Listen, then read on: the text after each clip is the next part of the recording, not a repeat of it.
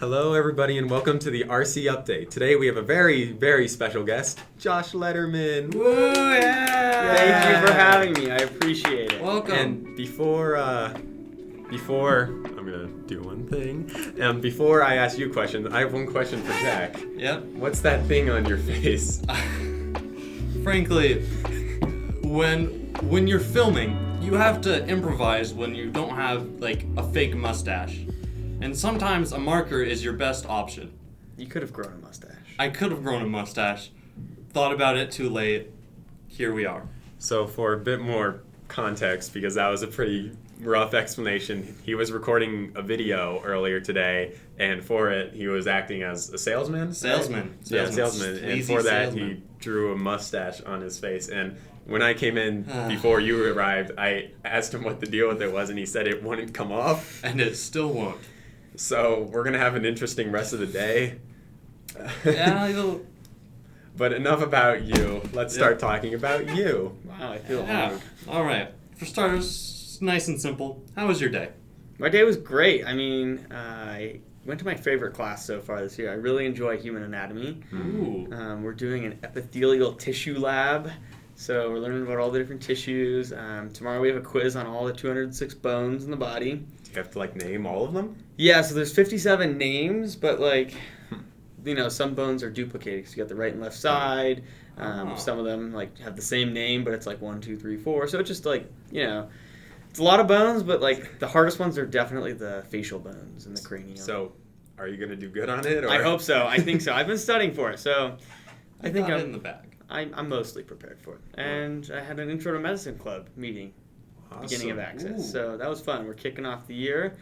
What are you doing in that? Just curious. Yeah, so we have a bunch of kids in that club that are really interested in medicine and going into the health profession. So we do different units on different systems of the body or different professions, and we do all sorts of activities. So last year we all learned how to suture, stitching, and this year we're just going to keep doing that stuff, and we're going to do all sorts of activities, bring in guest speakers.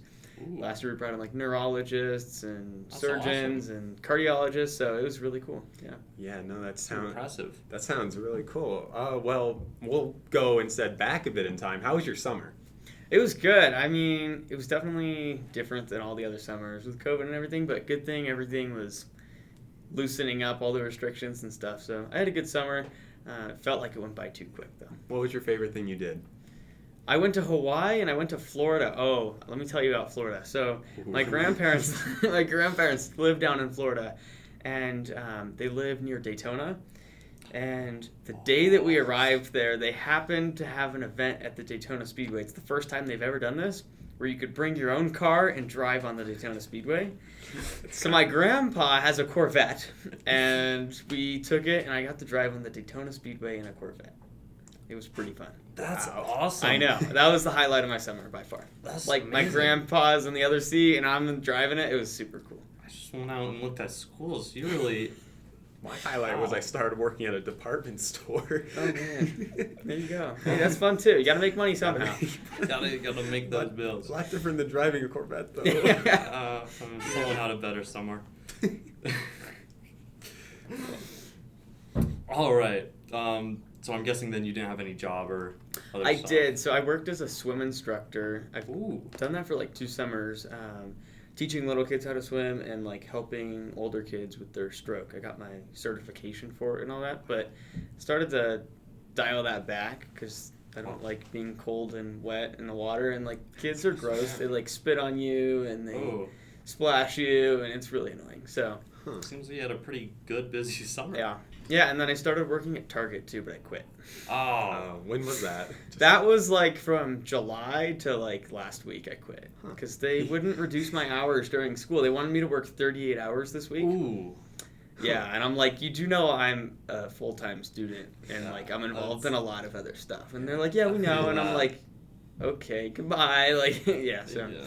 He tried to apply to Target. The application really confused me. So now I work Yeah. at Discount Tire.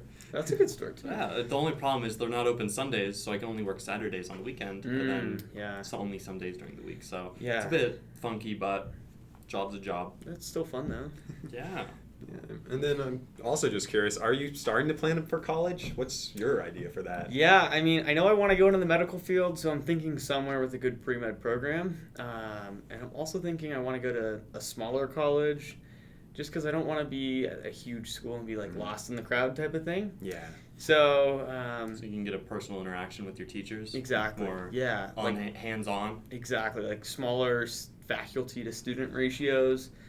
So one thing that I'm looking at is like in-state. I don't really want to go in-state, but I'm still going to apply to some in-state. Colorado College down in the Springs, DU and CU, just kind of just to have, yeah. And then I really want to go out of state somewhere. I don't know really where. Yeah. Probably somewhere warm.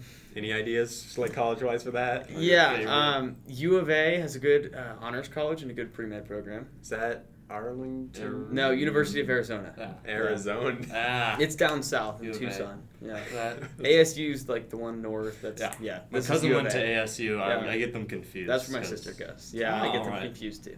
Yeah, so this one's U of A versus ASU. So Yeah. CU, CSU, we got sort of, Yeah. There's Yeah. another one in Florida that I really like. It's a really small school. It's a private college called Rollins, and it's got an awesome pre-med program. Yeah. That's probably where I want to go, but I really want to get like a full scholarship there to go there. That would be How's awesome. it- Yeah, I'm really More close expensive. to it with like my SAT and ACT scores, so we'll see. Nice. And then East Coast, I'm thinking NYU, Tulane, Emory, just to apply. I don't know. See what happens. Yeah, I don't know if I want to go there, but it's probably a lot more expensive too. Yeah, that's fair. I've been looking at California for film stuff, so it's Yeah. the price tag doesn't go down. Just to live there too, like it's it's messy. crazy. Yeah.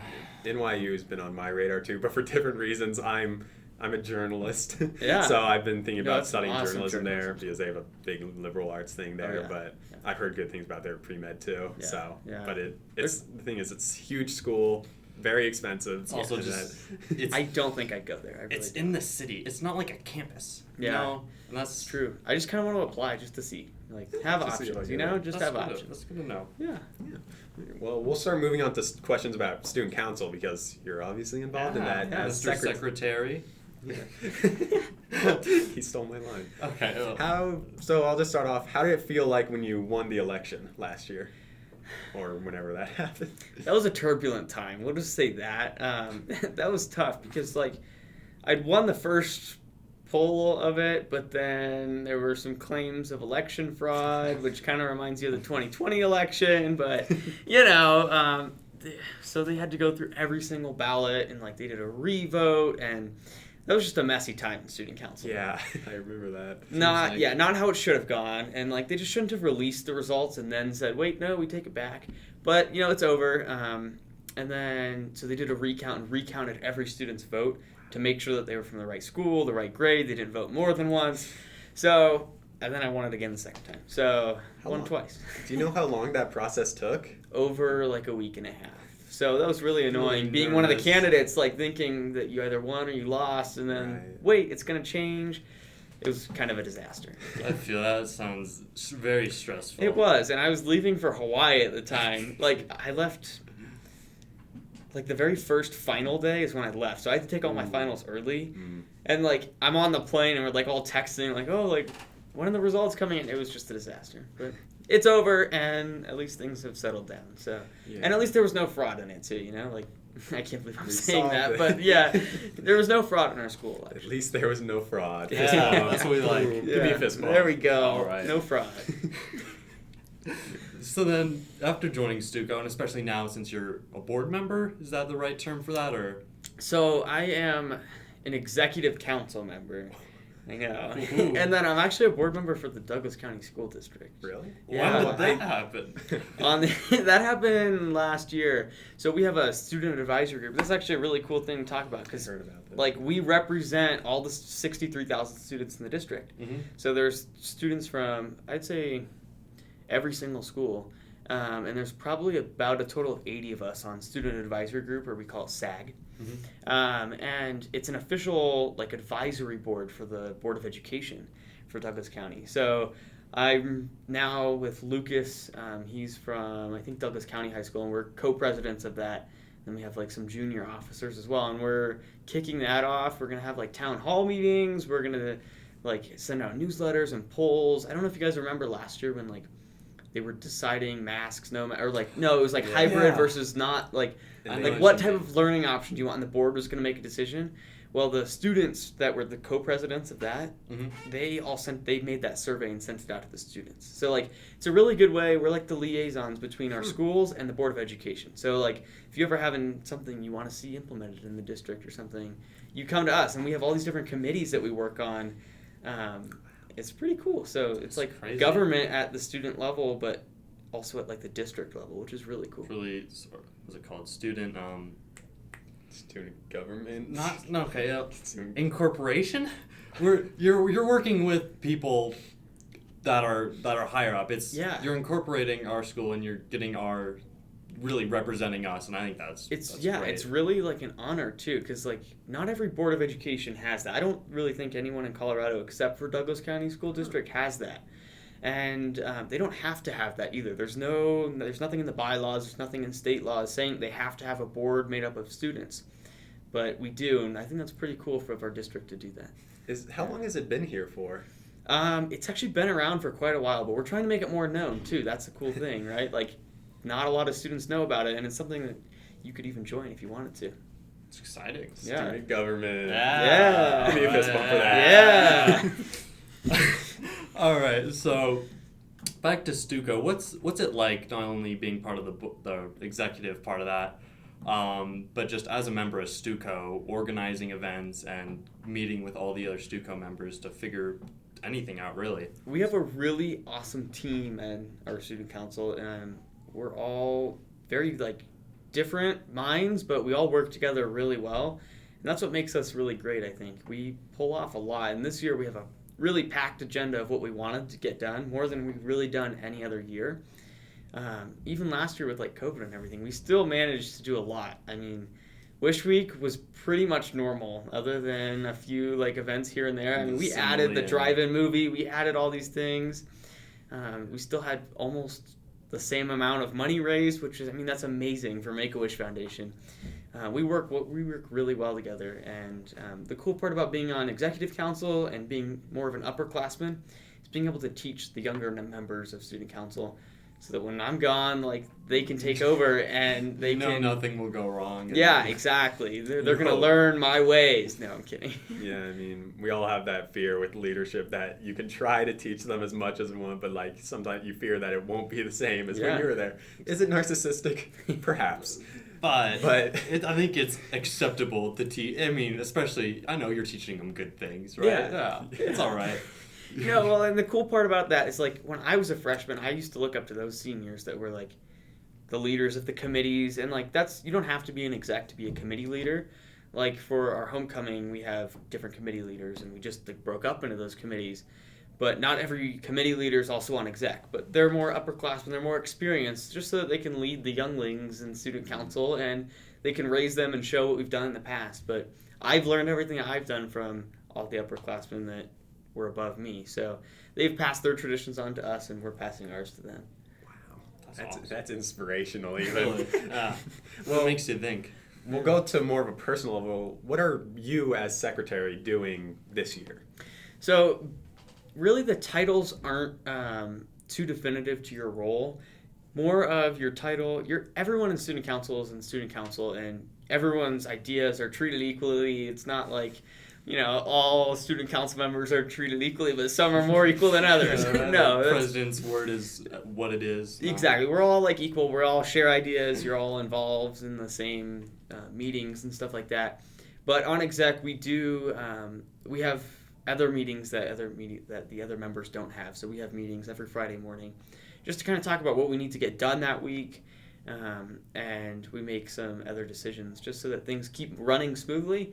And as secretary, I'm just the one responsible for making sure everything's in order with like notes and that kind of stuff. But really, there's no definitive role. It's just you're an executive member. When you have a title like that, you're just part of the executive council. And normally those are the ones that take charge in committees for committee work. Okay.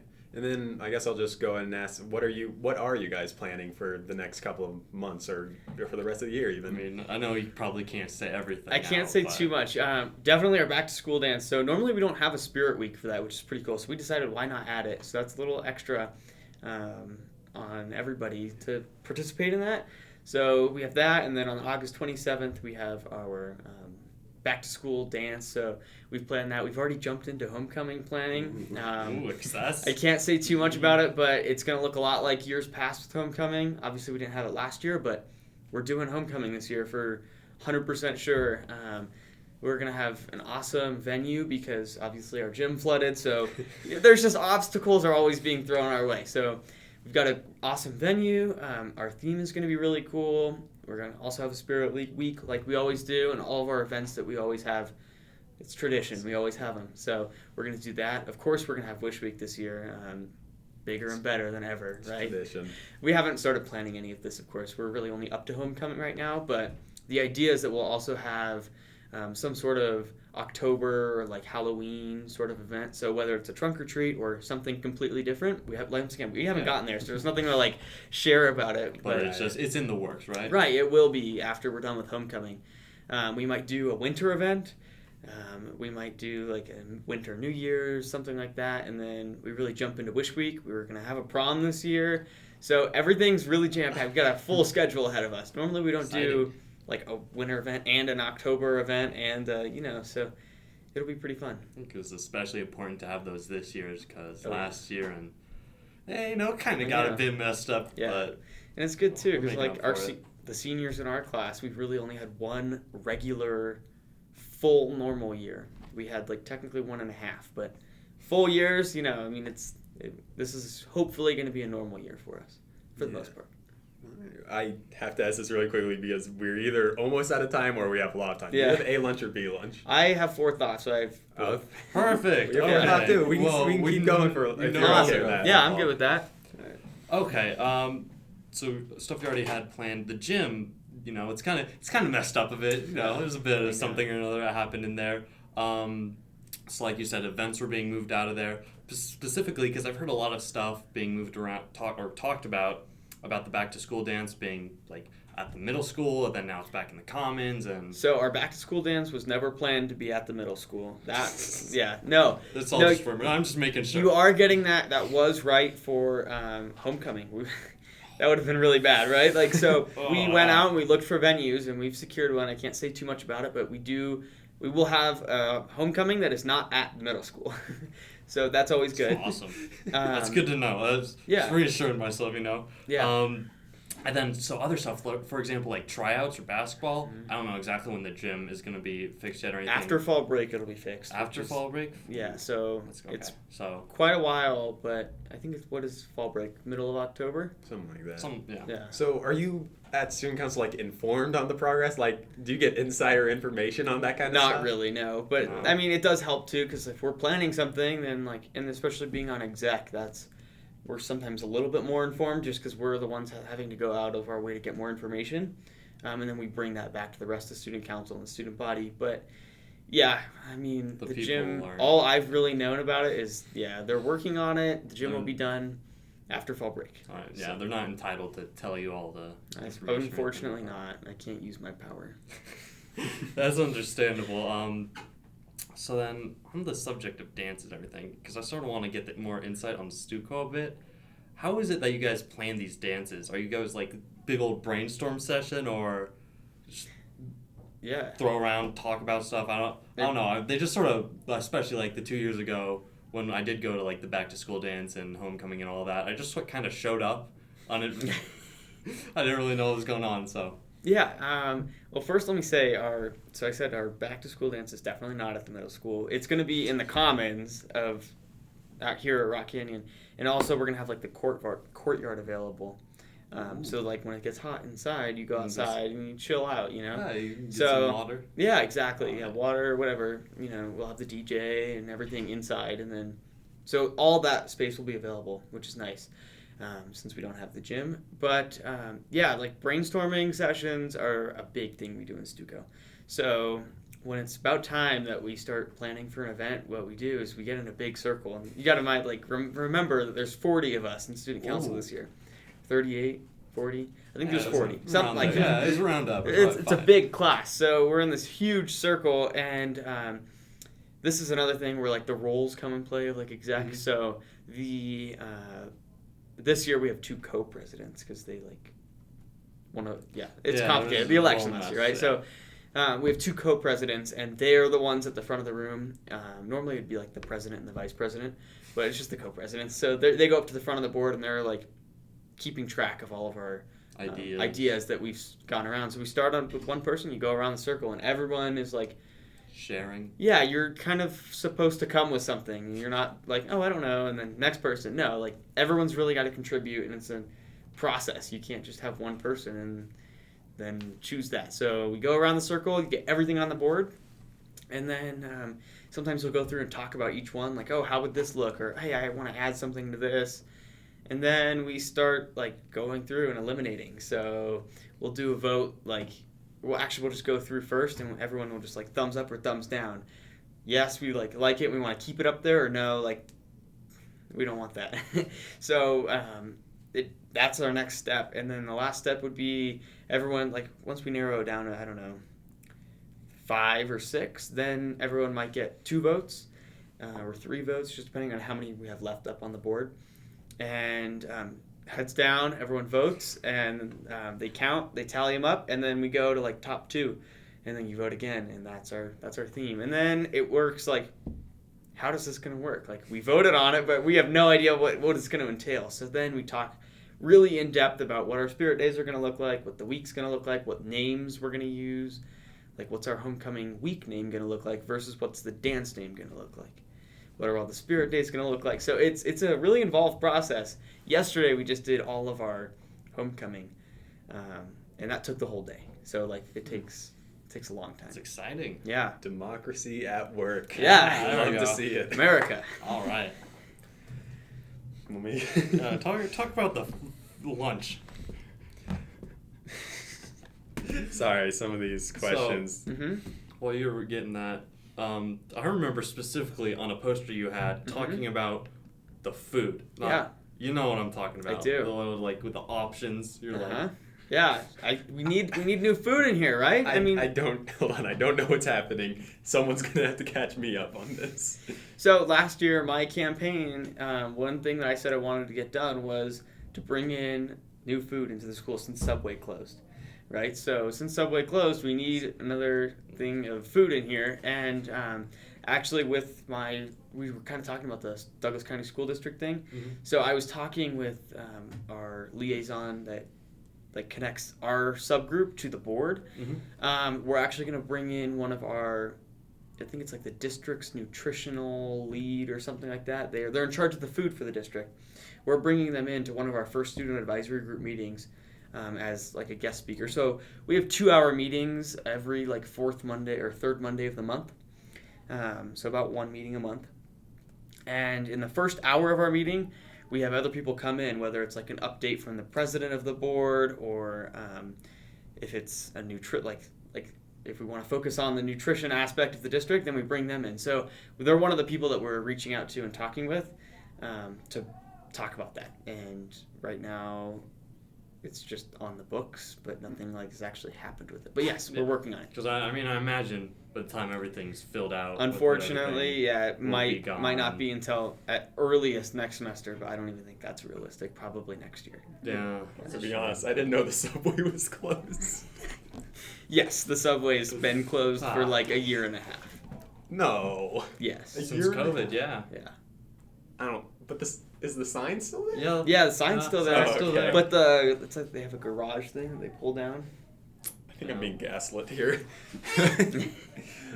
Yeah, Subway's closed, so we're gonna try to get something in there, and we're working on it. And that's not something we can really do in student council. Student council is more school-wide, but when you think about that effort, that has to be implemented probably district-wide. Yeah. So that's why I have to take it to the student advisory group, and that's an awesome thing. Like, if you ever wanted something, it's like lint or something flying around. If you ever wanted something to be implemented at the district, that's who you'd go to. You'd come to us at the student advisory group because that's a great way of getting something implemented, because a lot of things can't happen just at the school level. You can start there, and that's an awesome way to start. But someone has to carry it up to the district level for things to actually happen, for decisions to be made. It all connects together, huh? Yeah. All right. Awesome. Well, honestly, I think we've had a pretty good chat here. We don't really have many more questions, but as tradition is, you don't know this, we have to do a pun every time at the end of the episode. So, why didn't the sun, the big orb in the sky, go to college? Because it was too hot for school. Because it already had 1,000,000 degrees. Wow. I like that one. That's a great one. Well, thank you for joining us. Yes. And thank everyone else for watching. Yeah. Have a great day. Thank you. Bye.